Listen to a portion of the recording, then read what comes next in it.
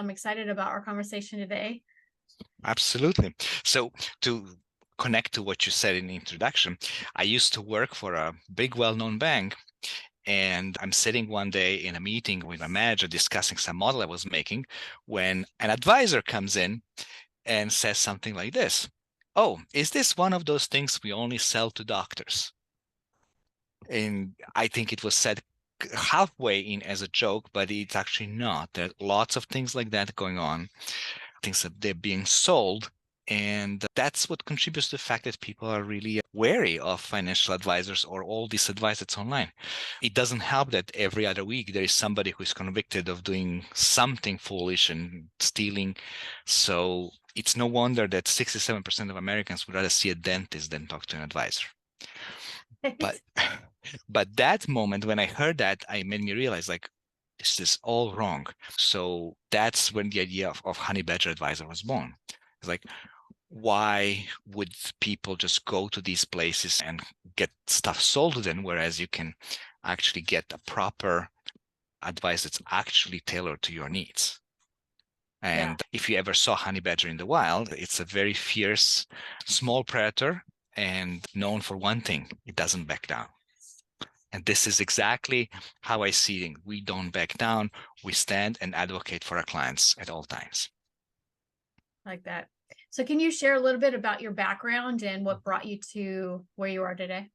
Absolutely. So it's an unusual path, but maybe not so much. I have a PhD in physics. So I studied physics all my life. And then towards the end of my career, I decided I'm going to go to finance. So I became what's known as quant. I used my scientific knowledge to look into financials. And so I was in hedge funds, I was in long only funds, with my corporate career culminating with the position of chief portfolio strategist for a private bank. So that will be the person that looks at all the portfolios, that sets them up, and then when the bankers or private advisors talk to the clients, they come back to me and say, how do we solve this problem? That's what I do, which is also one part of the reason why things are not always easy, because I'm not a salesman. Mhm. And a lot of people who do this are salesmen. They can sell this product or that product, and I don't do that. I don't do any high pressure sales and anything like that. But the most important thing in the idea is I want to bring to my clients the institutional level experience and knowledge that they can't otherwise get elsewhere.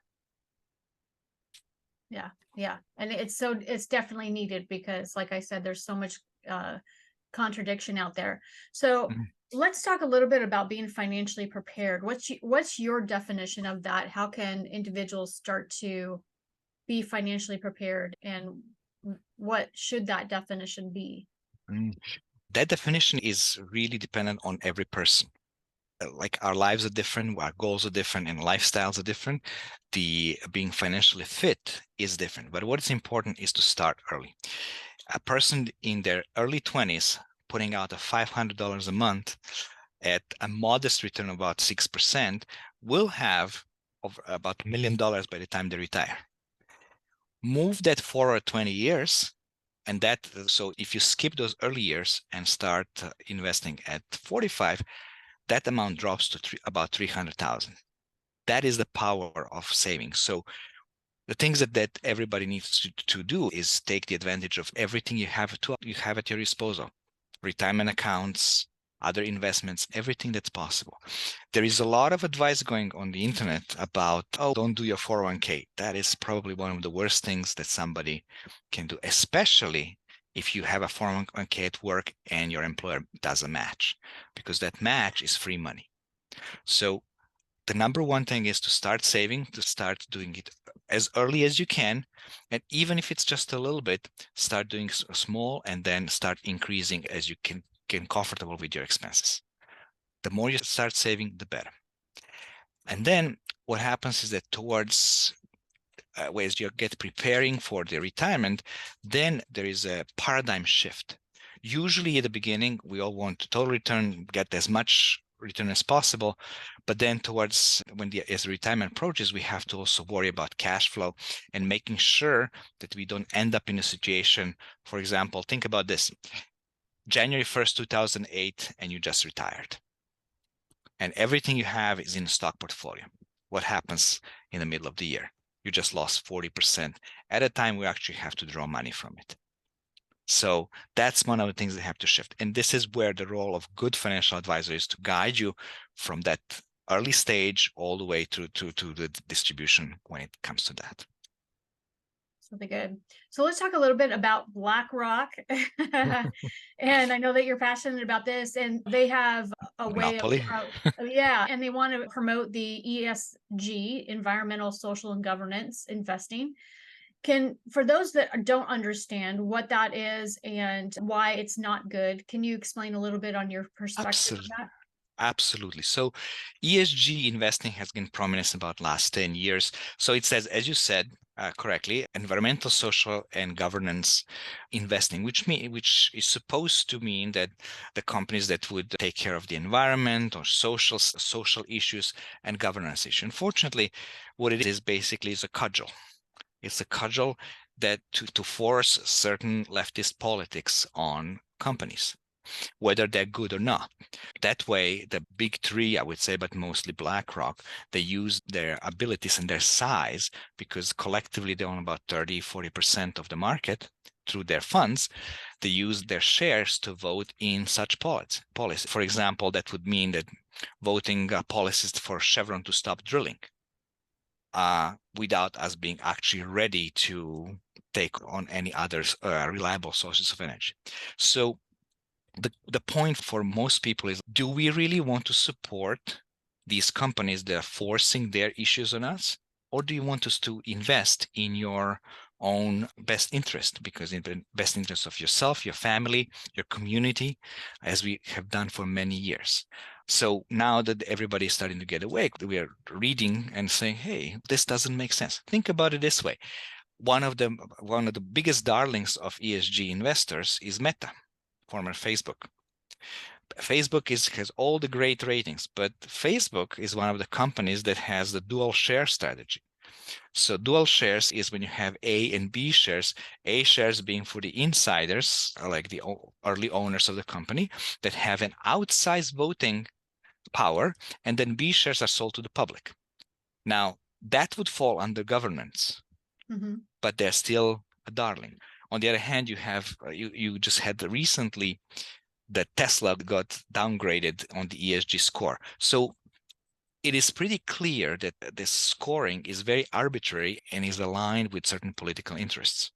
So one of the ways to deal with this is to invest in such a way that we avoid BlackRock. At Honey Badger, we would not invest in BlackRock for those particular reasons, because we believe that the interests of our clients are the number one thing, and that outside interests do not have a place in that.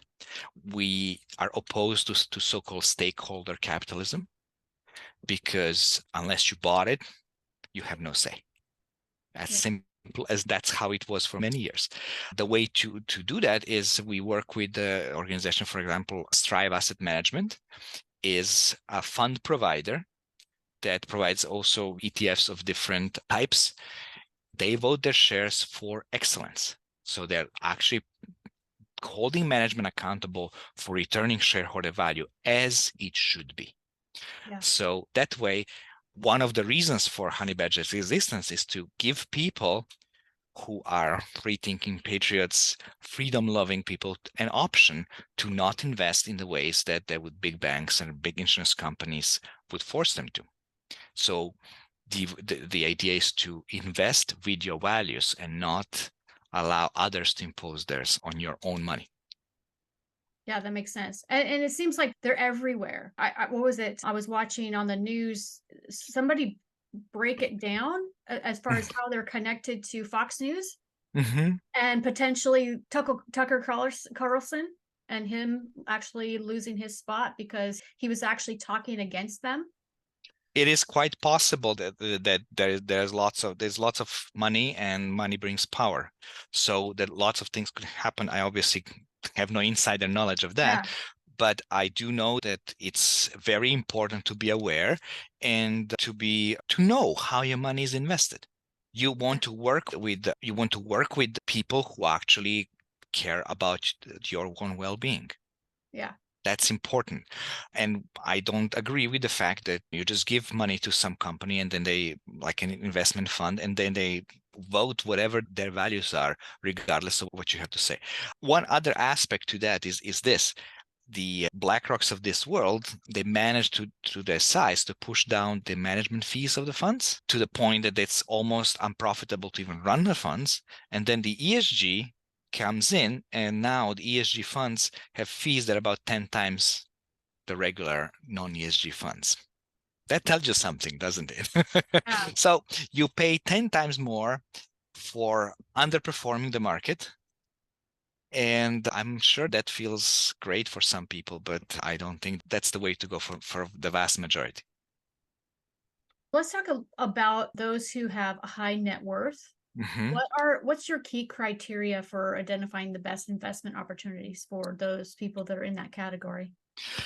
So as you get to high net worth stage, which is a good place to be if you can, it really depends on a lot of other things, because high net worth implies you either have a business or a very high power career. So a lot of investments should complement what you do, right? A lot of people have, I've met people who have tons of wealth, but it's all tied up to one stock or one company. And that's a dangerous combination. Once you get to that stage, then regular investments are just one part of your offering. There are also private investments, there is also real estate, commodities. Different levels of wealth open up many different possibilities, because some things like hedge funds and other alternative investments, they require sophistication, they require a level of wealth to invest, and require patience and the ability for someone to sustain certain losses in a short term. That makes sense. So it's a prudent thing, but that means you need to assess the entire situation and make sure that there are multiple lines of income for a portfolio. And also, it really depends on the family, on the person and the entire family, because it doesn't really matter what the numbers say if the person is uncomfortable with that level of investing. I have a client who is in his 40s, but his portfolio looks like his grandmother's, because that's how he feels. And it's, even though I can point out that he has capacity to take risk and do more, I cannot in good conscience force him to do that, because he's not going to be sleeping well at night. That makes sense. Yeah, definitely. So let's talk a little bit about the latest trends out there. There's all the crypto, Hmm. all of that going on, and there's people that have lost money, and there's just a lot of high risk. And I don't think a lot of people just they don't really think about the high risk, Hmm. and they get on the whole just the excitement of everything. So can you give a couple examples of why it's not necessarily great to go after these things, and what are some other things to watch for? Yeah, this is actually a phenomenon of the maybe last 15, 20 years. You have the internet, there is all the information coming real time. You feel like you're actually in a trading room, and it feels like it's at your fingertips. And it doesn't help that you have all these internet gurus who say, oh yeah, this is it, this is why I make this money, how I make that money. I would like to remind your listeners, at least those who are my generation, there was a band, there still is, called AC/DC. They have a song called It's a Long Way to the Top. In that song, there is a rhyme says, I tell you folks, it's harder than it looks. And this applies so well in this sense. It all looks easy until it's not. It all looks easy until the markets start going sideways or precipitously fall off the cliff. Crypto. I like the idea that you have a transnational currency that is not dependent on irresponsible government and printing money. Idea is great. Is the crypto the solution? I don't think so. It lacks, number one thing is it lacks the stability that the currency has to offer. The swings are absolutely wild. So I know people call it cryptocurrency. It is a speculative commodity. It is speculative commodity.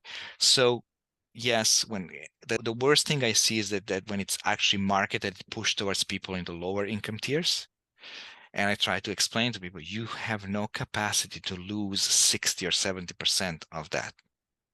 Yeah. I have a friend who used to work with me, and he went to some very high-end schools, had friends who were also in the early 20s, scions of some very wealthy families. Imagine you're in 20s and you have 3, 2, 4, 5 million as your net worth. As it turns out, as young people go, and they went and invested in crypto. And last spring, one of them has lost 75% of his net worth. That's Uh, insane. all I could say is I told you so. The important thing for vast majority of people is to understand this.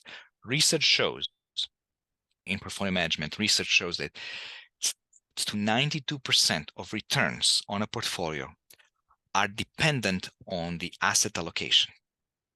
So being in properly allocated different categories, large caps, small caps, bonds, all that, is responsible for almost 90%. So it depends on which research and which time scale goes, but that's about it. So let's just go with the lower end. 85% of your return is dependent on where you are. But that's not where people focus their efforts. Most people, especially if you are under the influence of the online gurus, would tell you that everybody wants to chase the next Google. Everybody wants to chase the next Apple. Yes, that would be great, but you can spend your lifetime not finding one. Because Thomas Edison, I think, said that it's great. It was very easy for me to discover the light bulb, except for all the 72 other methods that I actually failed before I got this one. Yeah. And that is exactly what it is. If you are high net worth, that's a different story. Then it's relatively easy to sequester 30% of your portfolio and chase some of those unicorns and invest in startups. If all your net worth is about a few $100,000, I would say you have no business doing that. Yeah. You have no business doing that. Your best bet is to try to invest in well-diversified portfolio that contains different elements. And when put together, they can absorb some of the downside so that you can smoothly go from A to B. That I think is the main goal. If you are, for vast majority of people, you want to invest, you want to save for the future, you want to go from A to B without waking up in the middle of the night in sweat and say, oh my God, what's going to happen? Yeah. Yeah. That's what it is. So I would say focusing on chasing a unicorn is a losing game for most people. It does take time. It does take a lot of effort to try to uncover that. This is where a good financial advisor comes in. As a friend of mine who is also a client says, I can't do that from the OR, operating room. And that is true. I actually been to the parties with different professionals like doctors and such. And the moment people realize what I'm doing, I hear something along these lines.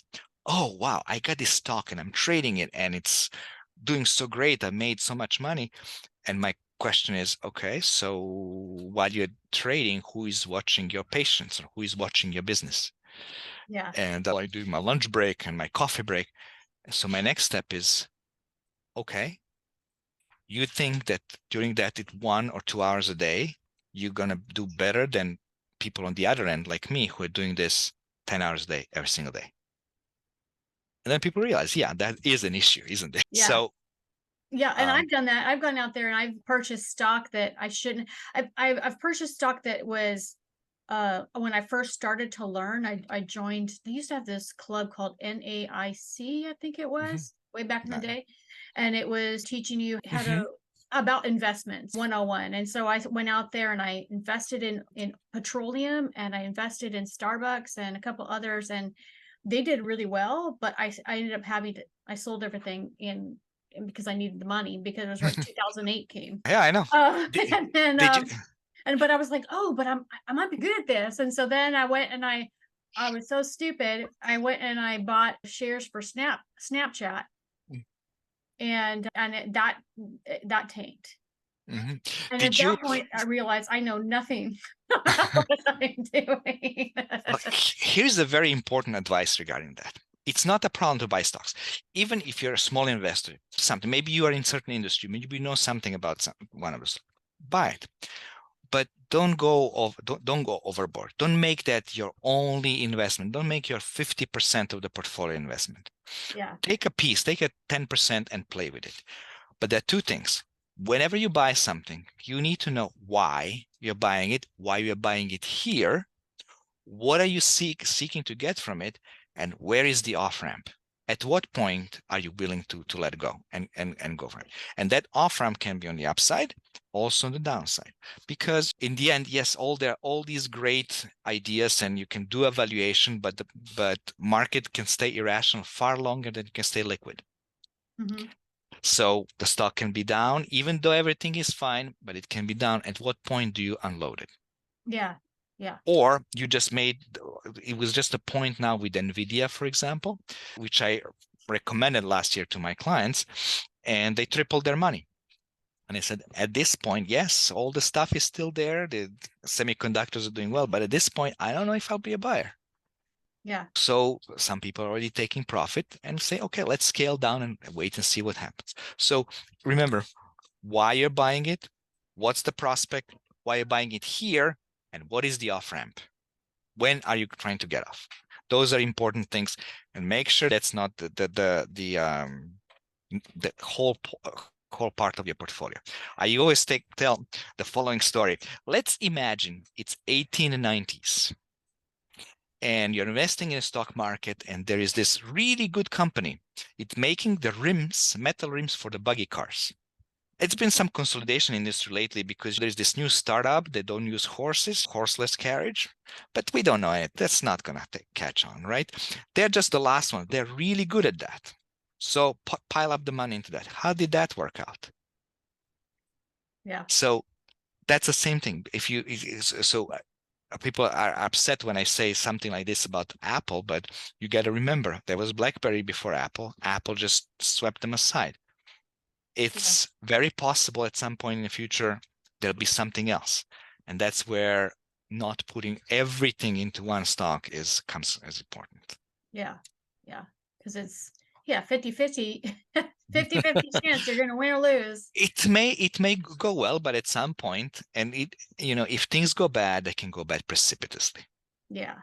Yeah, definitely. So let's talk about preparing for economic uncertainty. We talked a little bit about, I asked you about gold bars because I was out there buying gold bars. That's something I thought, oh, like maybe I should have gold. The only thing that I've realized about that is where I got them from, they're all in Sweden and they're in a safe in Sweden. And at some point I've got to pay for them to come to actually have them physically, or I can sell them there. What's your advice on some of that, and what can people do to prepare for uncertainty? Cash flow is king. That's the number one thing. Yes, we are coming into uncertain times, and yes, we did have some rallies this year, but everything is flashing red. The yield curve is still massively inverted. Sorry, the consumer is tapped out. We have just broke the ceiling of consumer credit at all times, the highest level of consumer debt. Things are not looking as good under the hood as they may seem. Gold and precious metals have all been a hedge against inflation, against uncertainties. And yes, you can actually allocate in a portfolio their gold ETFs, or you can buy the physical gold. The thing with physical gold is that you got to store it somewhere, as you said, in Sweden, or you buy a safe and have it in a safe, or have it in a bank in safe deposit box. It is good to have it. Some of the people that I know who are very nervous, I give them the Europe experience from the world wars. People will have gold bars or any kind of golden jewelry, pack them in their clothes, and just leave. That's the way it goes, and then you live off that for as much as you need. So in that regards, that gives you some safety. But gold doesn't provide any cash flow. It's just a hedge against inflation, against the uncertain times. As the things get a little more volatile, it's important to have cash flow generating investments. Right now, some treasuries do provide good interest rates. Obviously, anything I mention here, it really has to be customized to a person. You can't take any of this at face value, just go and invest like that, because it may not be appropriate for you. But it is in generally very important to have anything that generates cash flow. So If you own real estate that you rent out, that will be something. If you own bonds that provide income, that's good. Some of the stocks that will fare better would be the ones that provide hefty dividends. So that's one of the ways to prepare for uncertain times. Also, to not forgotten the cash reserves. Especially if you are in some sort of tech industry, you have to be very astute and figure out if you are in danger of being laid off, because that's the number one thing that happens. Usually about 6 months expenses is important, but that's something that should have been built by now. If not, start building it. Yeah. So that you have something to fall onto if things get really difficult. Now, you touched on this a little bit in the beginning of the podcast. We talked about working with big banks Mm-hmm. for financial services. So, what are the benefits of working with a big bank, and how can individuals ensure that they're not being led into investments that are not aligned with their goals? That's a difficult one, but yes, you have mutual funds. You have all of those offer different types of services. We have banks, mutual funds, you have insurance companies, and you have to remember these are big companies. Especially with the banks, they have multiple lines of business. One is advice, the other one is of providing loans, taking securities to the markets, doing all sorts of different things, advising on mergers and acquisitions. All those things exist. All those things are conflicts of interest. And in that regard, that's a problem for the kind of advice you get. Same thing if you go with insurance company, there the advice is buy a life insurance and work things from there. What does happen with big banks? If you have a company, if you have needs for loans, then that may be a solution for you, because you may get favorable interest rates on a loan. So if we're talking about tens of millions of dollars of loans, now we're talking about something serious. 0.5% on $10 million may be a sizable amount of money over 10 years. Yeah. So that may be useful. But what you will get in there is you will have to pledge your money in there. So if you're working with them, they will offer loans, but that would be off your portfolio. Your portfolio has to be pledged to be there, and they can be invested. Now, many of those can customize things, and depends on your level of wealth. That's true. But say if you don't have about $20 million, you do not bring enough income to the bank to actually matter much. So usually when you're less than $20 million, you go to a call center, or you're serviced by a 25-year-old recent graduates who just learning how to do the work. Mm-hmm. If you have more than $20 million, no problem. They'll parade everybody from the CEO down to come and shake your hand. That's a different story. However, can you ensure that they are not investing the way you don't like? You can't. A lot of banks do have the ESG policies, and their funds would be married to this. Plus, there are also other issues in terms of they will be structuring products, and this has to move. So the bankers, the private bankers, advisors, however you want to call them, have incentive to be selling products, because it's built, it's in the inventory, it provides very nice commissions. But is it good for you? That's a different story. Yeah. You will be definitely sold a lot of stuff if you're in a bank or in the insurance company. You will be sold products. That's what it is. I know that many people say they're fiduciaries, but you really cannot be a fiduciary if you're working for a bank because of all these different lines of interest. So in my opinion, you can only be a fiduciary if you are independent like me. So independent advisory, RIA, standing for registered investment advisor, that is probably the only way to actually be a fiduciary and actually care about your client's best interest. I like that. So, what about small business owners and retirement plans? How soon should they actually create one? What size does their business have to be to create a retirement plan? And how does that actually help them? This is actually a very good question. Small business owners usually don't want to think about it. And I understand that. I own a small business. It consumes you. There is a lot of things to be going on. You wear multiple hats. Oh, I'm going to think about that now. Well, you actually have to. And a good retirement plan is something you should create right away. There are so many of these nowadays, and they're not that expensive, because as soon as you can cut a check to yourself, so your business has some sort of profit, as soon as you have employees, you should have a retirement plan, because all that goes in there is taken off your top line. It's taken before taxes. And that's very important. Plus, you get some tax credits for setting up the plan. And if it's set up properly, it's also a retention tool, because the plan can be a basic 401k, which you get usually from the payroll providers, but can be also customized. Things that I provide to my clients would be customized, and you have the basic 401k, then you have matching, then you can have profit sharing, which all amount to allowing owners, depending on the situation, to save even up to $66,000, which is something that you only can do these days in a SEP IRA. So it is very important. This is a kind of way to take some money out, put it in there, and invest in your retirement. Yes, I understand. Most of the people who are, especially in the startup phase, I'm plowing everything into this because this is what needs to succeed. That's all fine. Just always keep in mind the time. Eventually, the time will come for that. Yes, you will. Maybe you'll sell your business. Maybe your children will take over. No one knows. But when you sell the business, there'll be tax due on that. You have a retirement plan. You already took it away before taxes. And another part of that is also very important. That's where a good financial advisor comes in. Let's say you're a doctor, a lawyer, or a plumber, electrician. You have your own business. You have a small business or medium-sized business. You are invested into it. This is your passion. This is what you love to do. On top of that, you want to think about your finances and investing. Do you have time for that? The right way to do it is to have a quarterback, somebody who you can consult with, and just let's put the money in and let's discuss where we're going with this. And somebody is there to watch over that and just call and say, hey, this is what we bought. Here it is. It's hitting the target. We should sell now. We should do Y. So you have somebody to watch that for you, and that way you have a peace of mind. Yeah, definitely.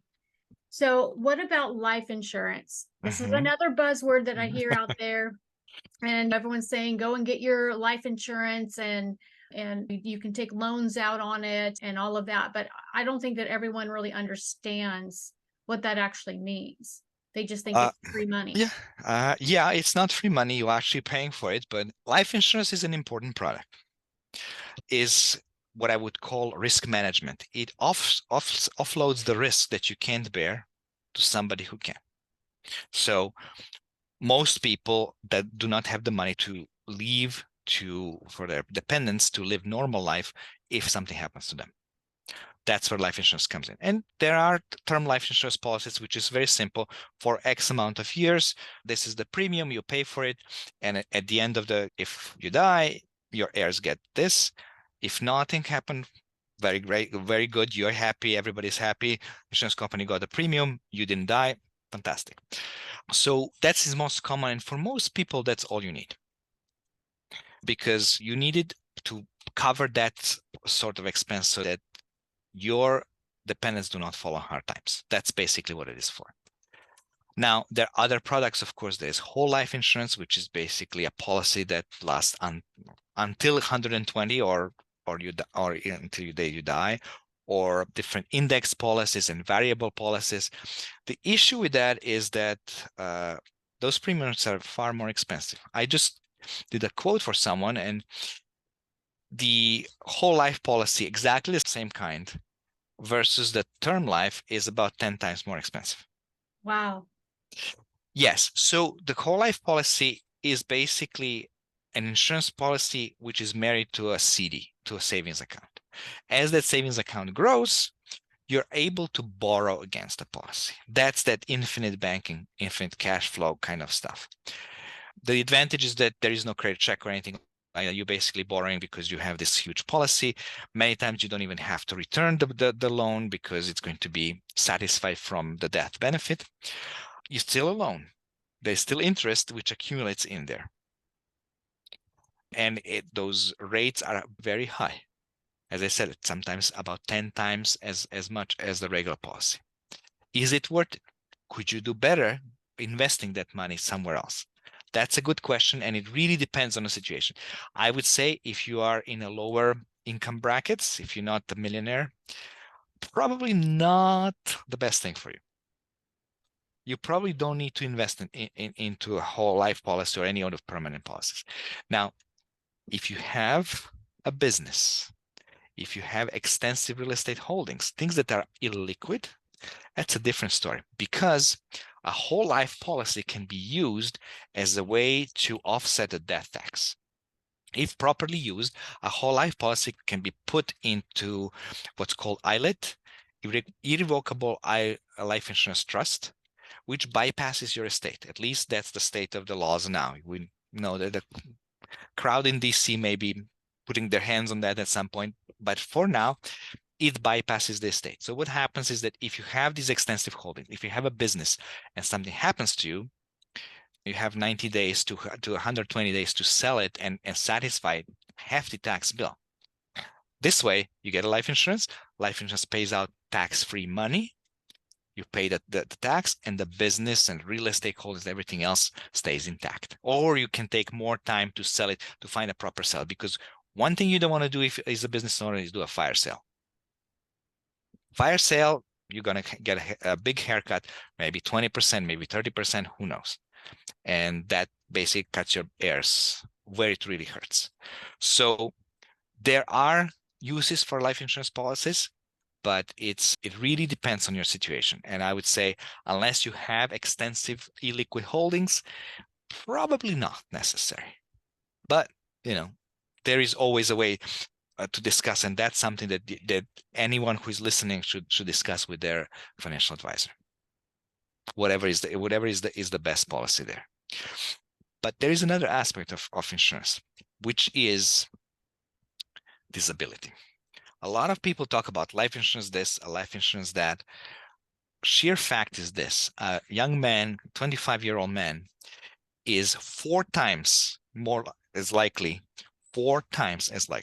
to get disabled between that time and full retirement than to die. It's a much more dangerous and much more important thing to take care of. Usually it's taken care of through employment. Employment packages usually provide some sort of disability, which is important. But if you are self-employed, if you own your own firm, it's a very important aspect that should never be neglected. Because specifically for it, and it doesn't mean you fall or something. It could be a surgery, it could be an illness or something like that, which renders you incapable of working for a couple of months. This is where it comes in. The disability insurance kicks in to actually cover that gap in case you cannot work. With disability insurance, you're ensuring your ability to work. I like that, especially for small business owners. If small business, because if you don't work, you've got to have something there. Yeah. Right? If you don't work for 3 months, you could be out of business. Exactly. You could be out of business. And not just that, if you're in any service-oriented business where you actually have to see people, and let's say you need to, who knows, like a surgery or something, then what?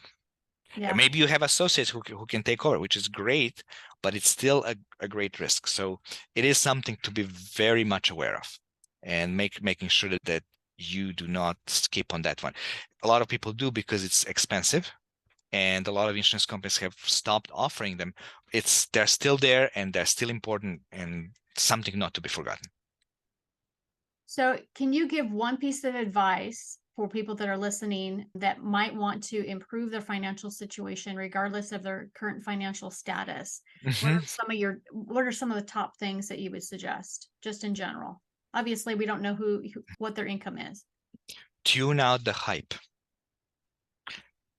Information overload is going to be detrimental to your financial or other health. There is so much information coming from everywhere and giving you all sorts of ideas.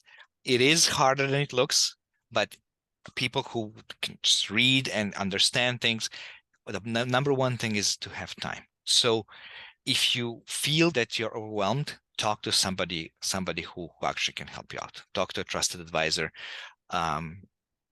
And not to Uncle Bob, who has made so much money in the 70s by investing in Microsoft or something like that. because it takes much more than a few little tricks to get to a good place. I would say start investing as soon as you can and tune out the hype. Get a plan and stick to the plan. That's the recipe for success. I like that. So if you're able to give yourself one piece of advice when you first started out, what would it be? I should have taught much thoroughly more about sales process. I come, as I said, from quant, from portfolio management. That's where my expertise is, not in sales and the things that people in sales like to do, which is talking and doing presentations in bars and golfing and all that sort of thing. I don't do that. So my approach to that is educational, like having conversations like this. So if I could go back, I would probably say, okay, we need to think much better how the sales channel would work. And I think it's essential in any business to do that, because you can have the best product out there. If people don't know about it, doesn't matter. Yeah. Yeah. It doesn't You know, matter. it's true. I was talking to a new business owner yesterday, and we were talking about just lead generation. And I said flat out, I said, it's right now, if your business is new, it's quantity. You got to meet thousands of people. You don't know how to do that. I'm like, I'll help you. There's a million ways you could do it, but you've just got to choose one way and just reach thousands of people, at least when you're first starting out. Because if you don't, you're going to meet one person here, one person there, and it's going to be a long time coming before you get enough clients to survive. Yeah, that is the reality. Yeah. That is the reality. That's no matter what it is, the sales process is the essential to any business. This is why in big companies, it's a sales branch that brings all the CEOs. CEOs come from sales. Yeah. And I remember in my last corporate job, I used to work with head of sales.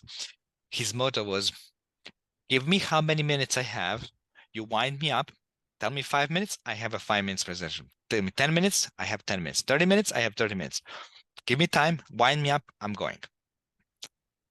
That's and now I understand much more what that really means, but it is important. Yeah, most definitely. So if there's somebody that's listening that would love to work with you, what's the best way to contact you? Just go to the website, www.hbria.com, Honey Badger Registered Investment Advisory. There is a contact form there. Send me a message and we'll get in touch and we'll discuss the details. Okay, That's perfect. the easiest way. Or even send an email to info@hbria.com and it's going to get to me and we'll get going right away. Okay, and I'll put the links down below as well. Thank you so much. Thank you so much for coming on today and sharing your expertise. Thank you. Yeah, Thank you very much for having me. It's a great pleasure to talk to you. It's really great. And if you're listening, you want more information about this podcast and upcoming shows, you can visit acalltothrive.com. Thank you, everyone, and have a wonderful week.